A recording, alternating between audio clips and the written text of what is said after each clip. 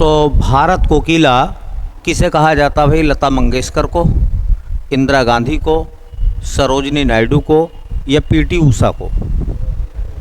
सरोजिनी नायडू को भारत कोकिला, Nightingale of India कहते हैं। अब इनके बारे में कुछ सवाल हैं जो कि इम्पोर्टेंट है। देखिए, तो एक हेडिंग बना दीजिए आप, सरोजिनी नायडू। सरोजिनी नायडू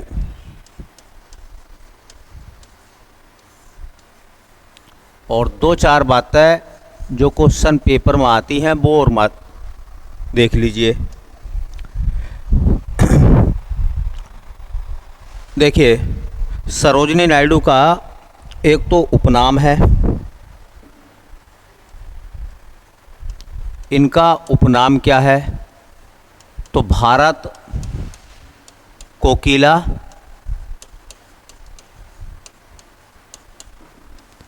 अंग्रेजी में कहते हैं Nightingale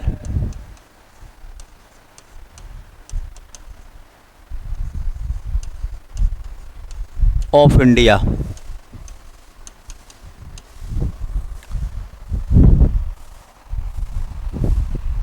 Nightingale of India, Bharat कोकिला। एक क्वेश्चन आपने सुना होगा कि भारतीय राष्ट्रीय कांग्रेस की पहली महिला अध्यक्ष कौन थी? भारतीय राष्ट्रीय कांग्रेस की पहली महिला अध्यक्ष एनी बेसेंट, और भारतीय राष्ट्रीय कांग्रेस की पहली भारतीय महिला अध्यक्ष तो सरोजिनी नायडू। ठीक है, तो ये भी अच्छा क्वेश्चन बनेगा अगर सवाल ये पूछा जाए, आता है ये भी, भारतीय राष्ट्रीय कांग्रेस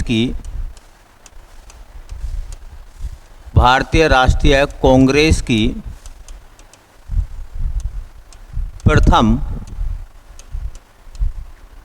भारतीय महिला अध्यक्ष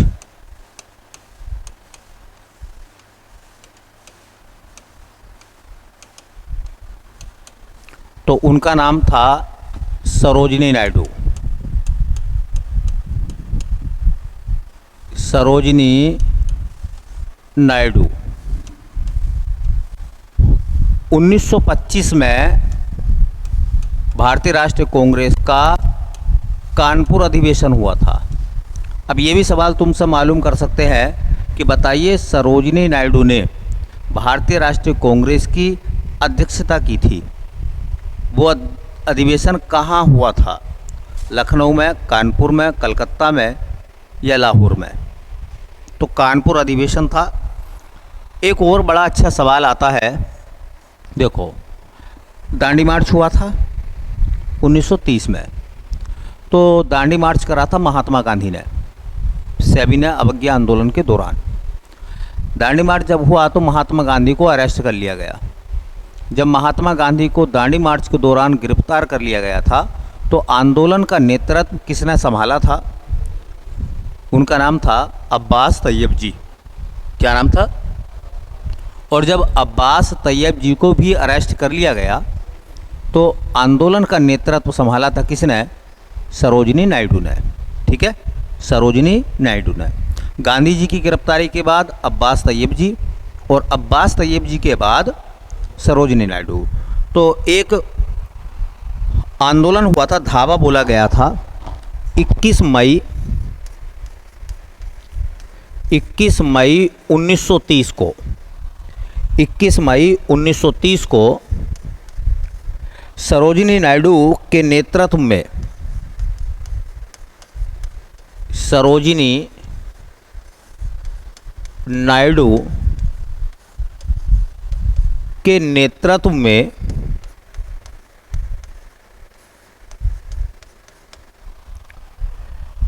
धरसना नमक गोदाम पर धावा बोला गया। ये जो धरसना जगह है ना, ये गुजरात में पड़ती है। कहाँ है? गुजरात में। ये उस दौर में नमक का गोदाम था, तो धरसना नमक गोदाम पर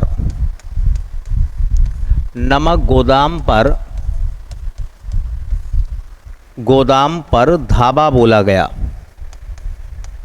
अब ये क्वेश्चन ऐसा बनता है, एक तो ये बनता है कि देखिए दांडी मार्च का नेतृत्व करने वाली महिला कौन थी, तो सरोजिनी नायडू। दूसरा ये बनता है कि धरसना नमक गोदाम पर जो धावा बोला गया था, जो आंदोलन हुआ था, उसका नेतृत्व किसने किया था। इसे धरसना नमक गोदाम आंदोलन भी कहते हैं। ठीक है। एक और सवाल आपने सुना होगा कि उत्तर प्रदेश की प्रथम राज्यपाल, उत्तर प्रदेश की प्रथम राज्यपाल हमारे यूपी में प्रथम राज्यपाल जो बनी वो सरोजिनी नायडू थी।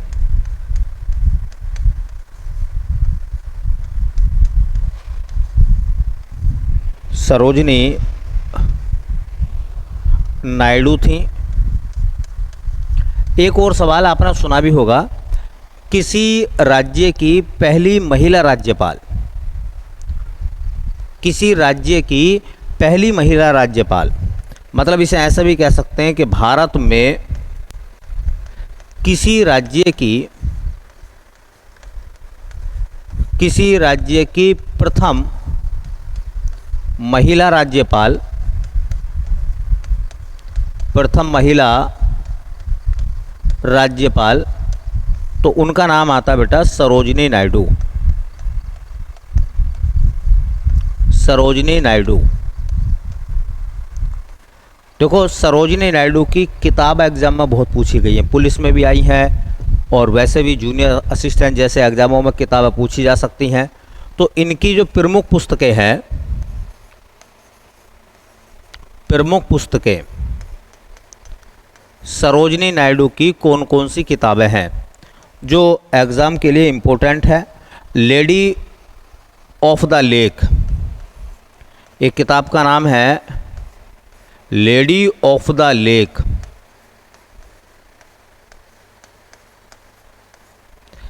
एक उनकी दूसरी किताब आती है गोल्डन थ्रेशोल्ड, गोल्डन थ्रेशोल्ड। एक आती है किताब वर्ड ऑफ टाइम,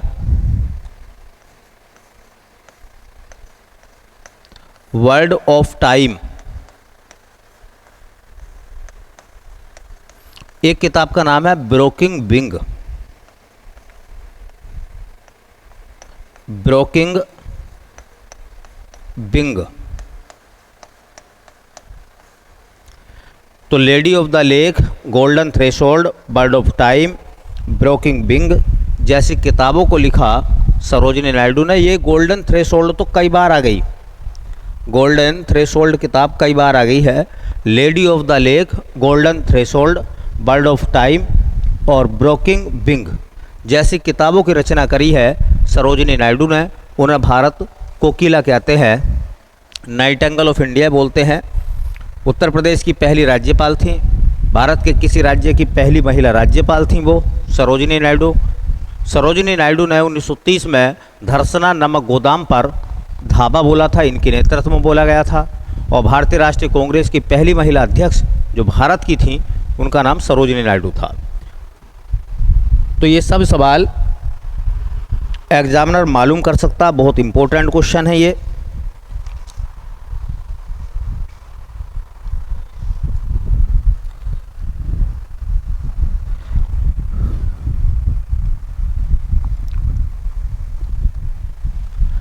चलिए अगले क्वेश्चन को देखें। अगला क्वेश्चन क्या बोल रहे हैं भैया, क्वेश्चन नंबर 5वां इस सेट का, और वो कह रहे हैं हमसे कि भारत के प्रथम उपराष्ट्रपति कौन थे। भारत के पहले उपराष्ट्रपति का नाम क्या था। तो ऑप्शन आ रहे हैं doctor Zakir Hussain, doctor S Radhakrishnan, Shri V V Giri और श्री बीडी जत्ती। कौन है बताओ। एस राधाकृष्णन, सर्वपल्ली राधाकृष्णन जो है वो पहले राष्ट्रपति हैं भारत के, उपराष्ट्रपति सॉरी। एक हेडिंग बना दीजिए, भारत के उपराष्ट्रपति।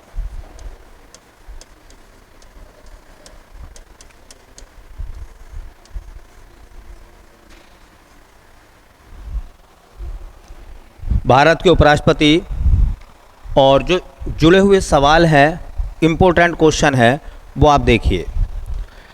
ये सवाल इस टाइप से पूछे जाते हैं।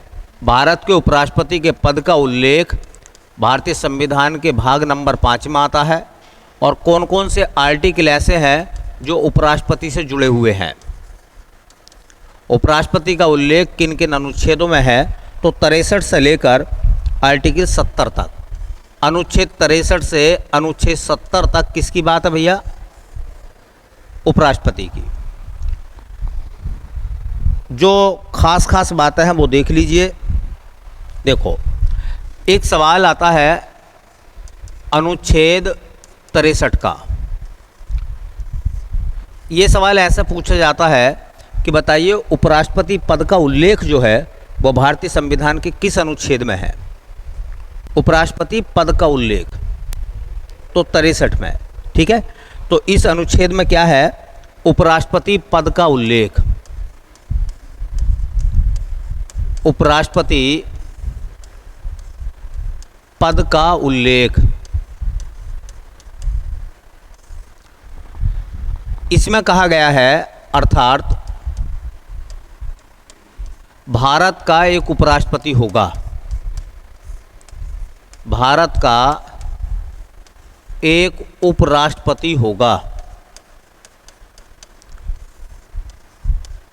उपराष्ट्रपति कह सकते हैं कि रिजर्व राष्ट्रपति होता, या यूं कहें कि राष्ट्रपति की अनुपस्थिति में उसके कामों को जो व्यक्ति करेगा वो उपराष्ट्रपति कहलाएगा।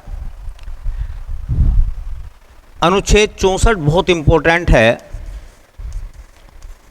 अनुच्छेद 64 और किस टाइप से सवाल एग्जामिनर बनाता है उनकी भी चर्चा करेंगे। अनुच्छेद 64 में कहा गया है कि उपराष्ट्रपति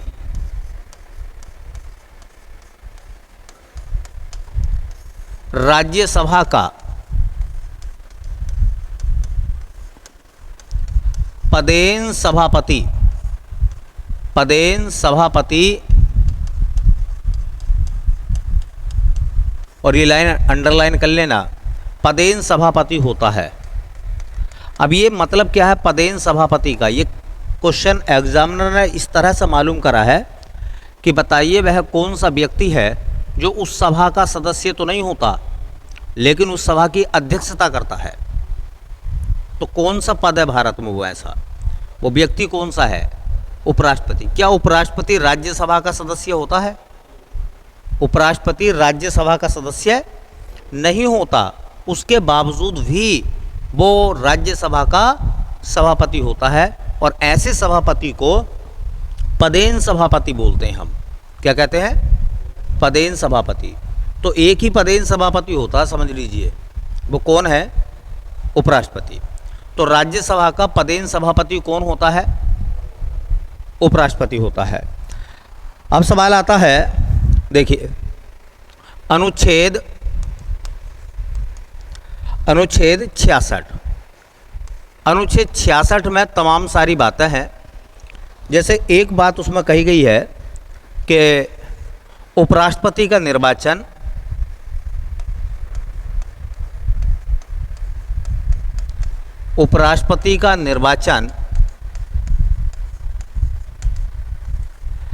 अप्रत्यक्ष विधि द्वारा होता है या अप्रत्यक्ष होता है। इसका मतलब ये हो गया कि उपराष्ट्रपति के चुनाव में आम जनता वोट नहीं डालती। अगर उपराष्ट्रपति के चुनाव में आम जनता वोट नहीं डालती है तो कौन कौन वोट डालते हैं?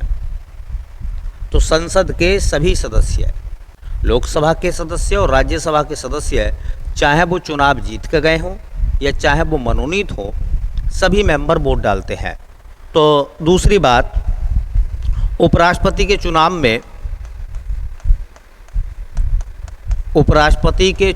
में संसद के सभी सदस्य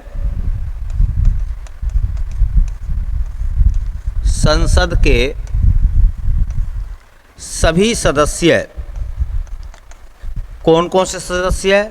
लोकसभा व राज्यसभा, उपराष्ट्रपति के चुनाव में संसद के सभी सदस्य मतदान करते हैं। मतदान करते हैं। इसका मतलब ये हुआ कि उपराष्ट्रपति के चुनाव में संसद के जितने भी मेंबर हैं लोकसभा और राज्यसभा के, वो वोट डालते हैं। जो बच्चे ऑनलाइन पढ़ते हैं वो भी जवाब दें कि राष्ट्रपति के चुनाव में कौन कौन वोट डालते हैं। राष्ट्रपति के चुनाव में कौन कौन वोट डालते हैं, इसी में देखो अनुच्छेद 66 की हम लोग बात कर रहे हैं। उपराष्ट्रपति का चुनाव लड़ने के लिए कितने वर्ष की उम्र पूरी हो चुकी हो? 35 वर्ष। ठीक है, तो देखिए उपराष्ट्रपति बनने के लिए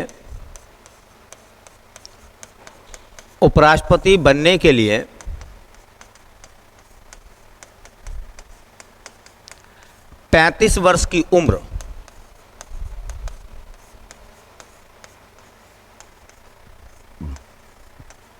पूरी कर चुका हो या पूरी होनी चाहिए।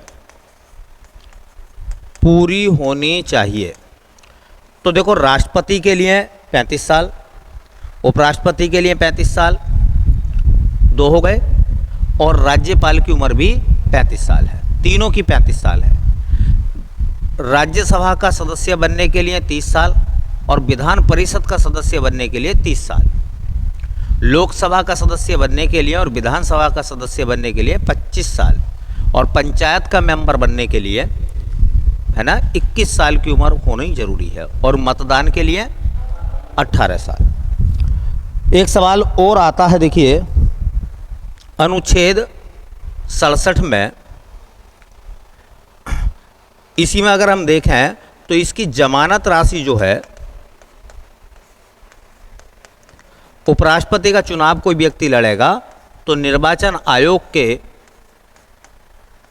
सम्मुख वो 15,000 रुपये की जमानत राशि जमा करेगा। जमानत राशि जमा होगी 15,000 रुपये की। और देखिए एक इम्पोर्टेंट बात यह है, इसके नामांकन का, इसका नामांकन 20 सदस्यों द्वारा प्रस्तावित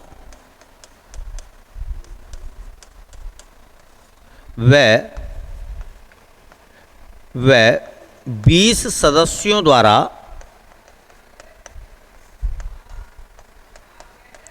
समर्थित होना चाहिए। इसका मतलब यह है कि जब इसका पर्चा भरा जाएगा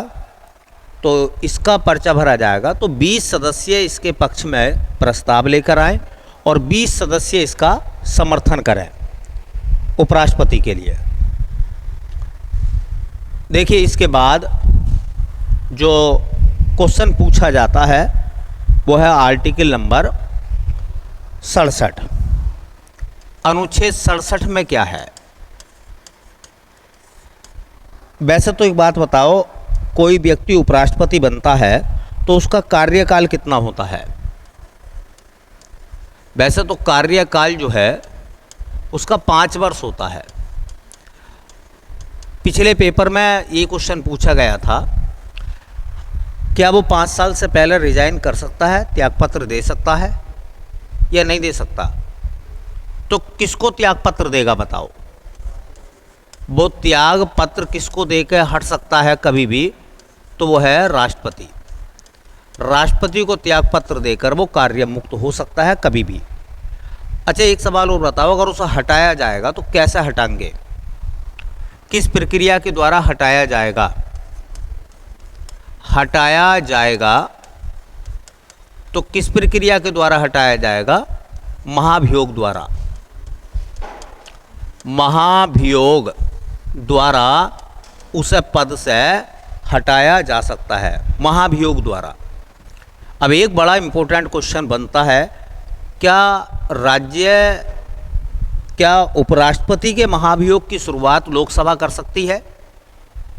भाई संकल्प लिया जाता है उपराष्ट्रपति को हटाने का, तो बताइए शुरुआत कौन करेगा उपराष्ट्रपति को हटाने की? राज्यसभा करेगी, लोकसभा करेगी, ये दोनों में से कोई भी सदन कर सकता है। तो दोनों में से कोई भी सदन कर सकता है, वो बात है राष्ट्रपति के लिए। उपराष्ट्रपति को हटाने की शुरुआत होती है राज्यसभा से। कहाँ से? अच्छा, आर्टिकल नंबर 1 आएगा, अनुच्छेद 69, खास लिखे हैं हमने। देखो, उपराष्ट्रपति को शपथ कौन दिलाता? उपराष्ट्रपति को शपथ कौन दिलाता है? राष्ट्रपति। तो देखिए, उपराष्ट्रपति को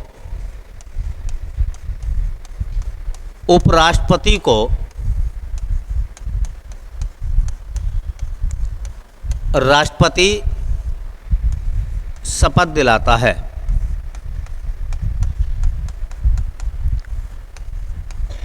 ये सब सवाल उपराष्ट्रपति के बारे में पूछे गए हैं। 3 बातें बताइए। भारत के पहले उपराष्ट्रपति,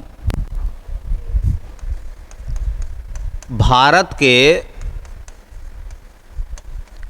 प्रथम उपराष्ट्रपति तो कौन थे? सर्वपल्ली राधाकृष्णन।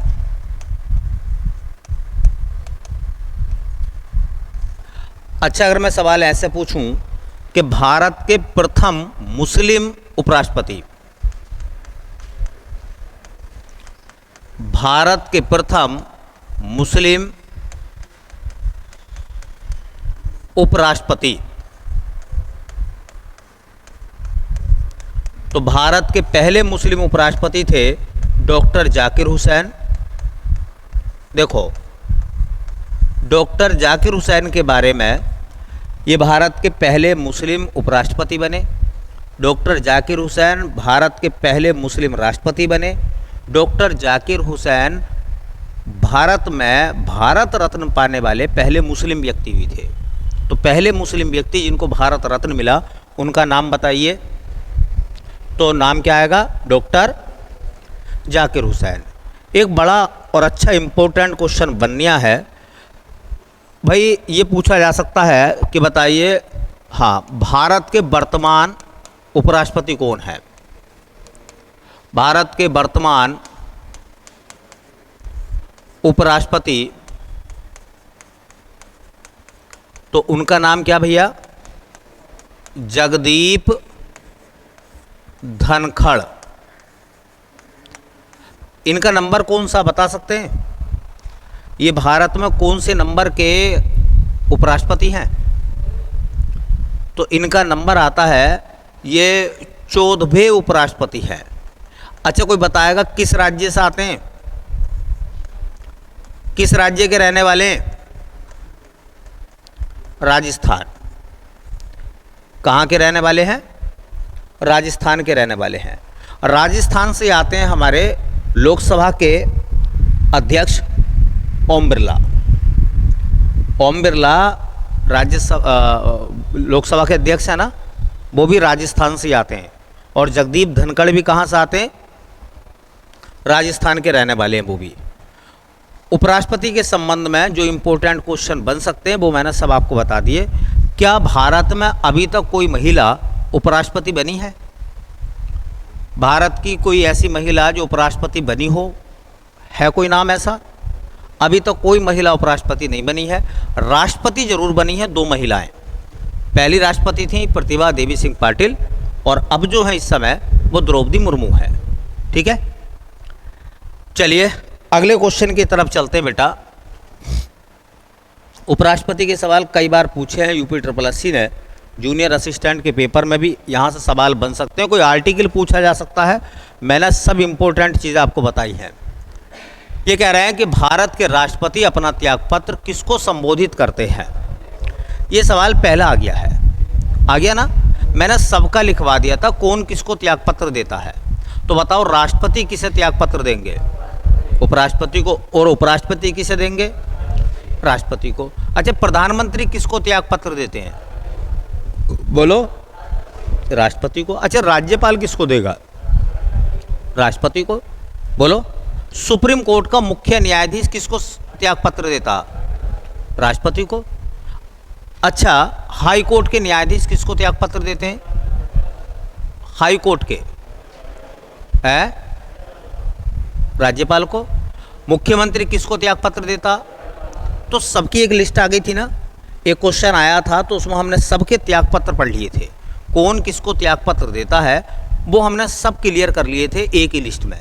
तो इस सवाल का जवाब पहले आ चुका है आपके सामने कि भारत के राष्ट्रपति अपना त्यागपत्र किसको संबोधित करते हैं, तो वो देते हैं उपराष्ट्रपति के नाम से त्यागपत्र। और उपराष्ट्रपति के बारे में भी पढ़ा, वो किसको त्यागपत्र देंगे? राष्ट्रपति को। लोकसभा अध्यक्ष अपना त्यागपत्र लोकसभा के उपाध्यक्ष को देता है और लोकसभा का उपाध्यक्ष अपना त्यागपत्र लोकसभा के अध्यक्ष को देता है। विधानसभा का अध्यक्ष अपना त्यागपत्र विधानसभा के उपाध्यक्ष को देता है और उपाध्यक्ष त्यागपत्र अध्यक्ष को देता है। ठीक है, चलिए फिर अगला क्वेश्चन देखते हैं। ये कह रहे हैं हैजा रोग से शरीर का कौन सा अंग प्रभावित होता है? हैजा मतलब कोलरा में शरीर का कौन सा अंग प्रभावित होता है? त्वचा, स्किन की प्रॉब्लम है हैजा, आंतों की दिक्कत से हैजा होता है, फेफड़े, लंग्स या हृदय, हार्ट मतलब। तो आंतें प्रभावित होती हैं हैजा में, उल्टी और दस्त जैसी शिकायत लगती हैं हैजा में। ठीक है, अब सवाल ये पूछा जाएगा कि जो हैजा रोग है वो जीवाणु के कारण होता है, विषाणु के कारण होता है, कवक के कारण होता है या प्रोटोजोआ के कारण होता है? हैजा को अंग्रेजी में कोलरा कहते हैं। हाँ, कोलरा बोलते हैं।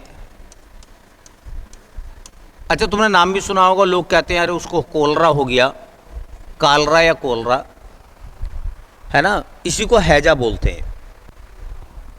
अब देखो, पहला सवाल मेरा ये है कि हैजा रोग का कारण क्या है? ये हैजा रोग किसकी वजह से हुआ, इसका कारण क्या है? तो इसका कारण है बेटा जीवाणु, और जीवाणु को अंग्रेजी में कहते हैं बैक्टीरिया। बैक्टीरिया की वजह से होता है। अब सवाल ये निकलता है कि इसके बैक्टीरिया का नाम क्या है? कौन से बैक्टीरिया से ये होता है? तो उसका नाम है बेटा विब्रियो कोलेरी। विब्रियो कोलेरी के कारण होता है। अच्छा, इसमें होता क्या है? इसमें क्या होता भैया? तो इसमें बताया जाता है कि शरीर के अंदर डायरिया में, कोलरा में क्या होता है, शरीर के अंदर पानी की कमी हो जाती है। इसको कहते हैं डिहाइड्रेशन। इससे शरीर में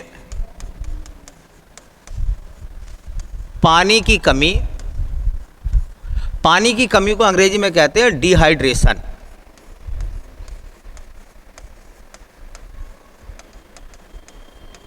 तो इससे शरीर में पानी की कमी मतलब डिहाइड्रेशन हो जाता है।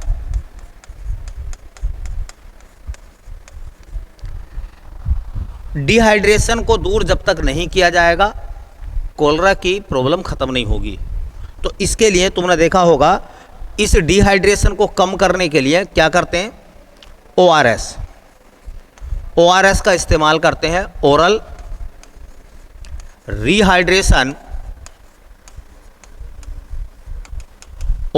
Rehydration solution. अरे कोलरा में कहा जाता है कि ORS का घोल इस्तेमाल करें। जो ORS का घोल होता है उसका पूरा नाम देख लीजिए, ओरल रिहाइड्रेशन। डिहाइड्रेशन का विलोम क्या है? Rehydration solution. ORS का घोल इस्तेमाल करते हैं। और तुमने नाम सुना होगा, जो ORS का घोल होता है उस ORS में 3 चीज़ें होती हैं, नमक प्लस चीनी थोड़ी सी मात्रा और प्लस क्या होता है? जल। ORS किस चीज़ से मिलकर बनता है? ORS में क्या क्या चीज़ें होती हैं? नमक, चीनी और एक ORS वो आता है पाउडर के रूप में। तो एक पैकेट आता है, डॉक्टर कहते हैं कि भैया 1 लीटर पानी में उबाल लो पानी को, ORS का घोल डाल लो, ठंडा कर लो, थोड़ा थोड़ा करके पियो, थोड़ा थोड़ा करके, ताकि वो पानी पसता रहे। एक वो आते हैं लिक्विड वाले बने हुए आते हैं, नहीं आते स्ट्रो लगा कर जो पीते हैं, वो बने बनाए होते हैं, है ना। और अगर कोई घर में बनाना चाहे तो वो घर में बना सकता है। थोड़ा नमक, थोड़ी चीनी और पानी लेकर उसको पका के ORS बन जाएगा, ठंडा करके पिएं, ठीक है। हाँ, डायरिया मतलब हैजा बीमारी में, कोलरा में इसने तमाम लोगों की जान बचाने का काम करा है ORS ने। तो हैजा बीमारी में शरीर का कौन सा अंग प्रभावित होता है? प्रभावित अंग वो होता आंत। आंतों में इन्फेक्शन हो जाता, जिससे व्यक्ति को दस्त लगते हैं, उल्टियां आती हैं। तो उल्टी और दस्त में शरीर के अंदर पानी की कमी हो जाती है। ये जो जीवाणु है विब्रियो कोलेरी, इसका कोई वैसा वाहक नहीं है।